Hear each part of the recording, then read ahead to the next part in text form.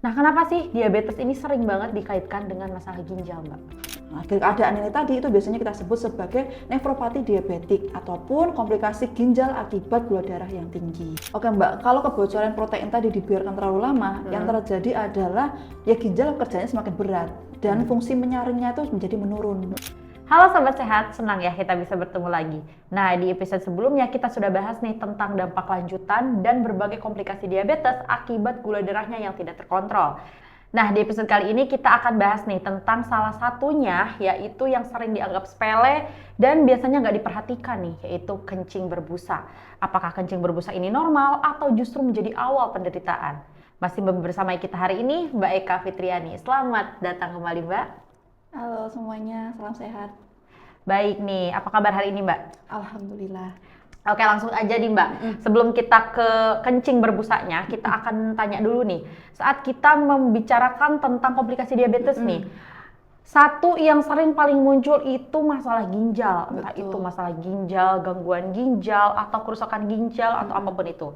Nah, kenapa sih diabetes ini sering banget dikaitkan dengan masalah ginjal, Mbak? Oke, yang pertama gini Mbak, karena ginjal itu kan sebagai penyaring darah nih. Nah pada orang diabetes, karena kondisi gula darahnya tinggi secara terus-menerus, itu dapat merusak pembuluh darah kecil. Nah menurut pedoman Perkeni dan Ada sendiri, itu ginjal itu ibaratnya sebagai saringan untuk darah kita, kayak gitu. Nah pada orang yang kadar gula darahnya tinggi secara terus-menerus, itu dapat merusak saringan halus pada ginjal ataupun glomerulus, kayak gitu.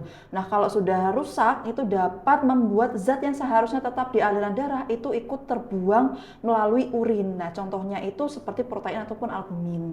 Nah, keadaan ini itu berlangsungnya secara bertahap, Mbak. Makanya jarang disadarinya kayak gitu. Gejala awalnya juga kadang nggak ada kayak gitu. Nah, keadaan ini tadi itu biasanya kita sebut sebagai nefropati diabetik ataupun komplikasi ginjal akibat gula darah yang tinggi. Oh, jadi gangguan ginjal pada penderita diabetes itu nggak mungkin datangnya tiba-tiba ya? Iya benar banget Mbak, itu nggak secara tiba-tiba, itu harus ada prosesnya secara perlahan. Makanya jarang banget disadarin gitu kan. Oke, kita simpan dulu nih masalah ginjal karena nanti juga ada hubungannya ya. Betul. Nah, kita kembali ke kencing berbusa nih. Ada yang kencing berbusa ini sering banget dikeluhkan dan bikin bingung nih Mbak Eka. Banyak orang yang kencing berbusa tapi mikirnya tuh ya biasa aja karena kan cuma kencing ya. Iya. Nah, itu sebenarnya apa sih yang terjadi? Oke Mbak, jadi kencing berbusa itu ada dikatakan normal, tapi ada juga yang perlu diwaspadai nih. Dengan caranya apa? Dengan cara melihat ciri-cirinya. Nah, ciri-ciri umumnya itu ada beberapa Mbak. Contohnya yang pertama, untuk keadaan urin yang normal itu ada beberapa ciri-ciri. Yang pertama, itu datangnya itu sesekali aja.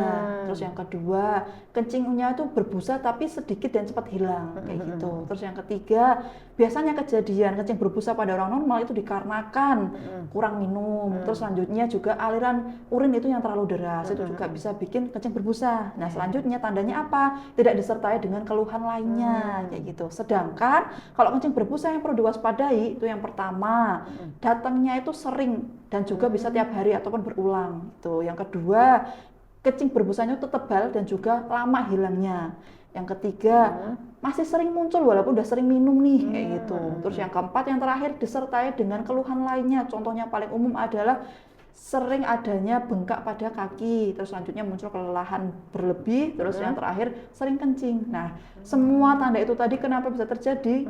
Itu dikarenakan adanya protein ataupun albumin di dalam urin kita, kayak gitu. Nah, itu merupakan tanda awal ataupun dari gejala si ginjal yang rusak tadi. Oh, berarti bukan semerta-merta cuman busanya aja ya, tapi harus disertai adanya pola yang tadi disebutkan. Iya, bener banget Mbak. Itu nggak cuma dilihat dari ada atau enggaknya si busa tadi untuk di urinnya kayak gitu, tapi bisa dilihat dari pola yang menetap kayak gitu. Karena itu merupakan alam dari tubuh kita. Oke, nah kalau dibiarkan nih Mbak, misalnya polanya si kencing berbusanya ini mengarah ke yang tadi pola yang harus diwaspadai. Nah, kedepannya bagaimana ya jika ini dibiarkan gitu?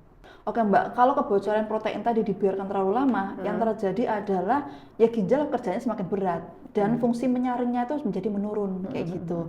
Nah biasanya nefropati diabetik itu kalau tidak ditangani dengan tepat, hal-hal apa sih yang bisa terjadi? Yang pertama itu bisa terjadinya pembengkakan pada area tangan dan juga kaki.